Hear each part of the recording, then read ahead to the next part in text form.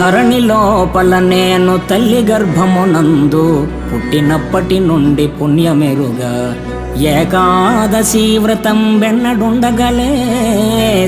తీర్థయాత్రలకైన తిరుగలేదు, పారమార్థికమైన పనులు చేయగలేదు, భిక్ష మొక్కనికైనా పెట్టలేదు, జ్ఞానవంతులకైన పూని మ్రొక్కగలేదు, ఇతర దానములైన ఇయ్యలేదు. నలినదల నేత్ర నిన్నునే నమ్మినాను, చేరి రక్షింపవే నన్ను శీఘ్రముగను. భూషణ వికాస శ్రీధర్మపుర నివాస, దుష్ట సంహార నరసింహ దురిత దూర.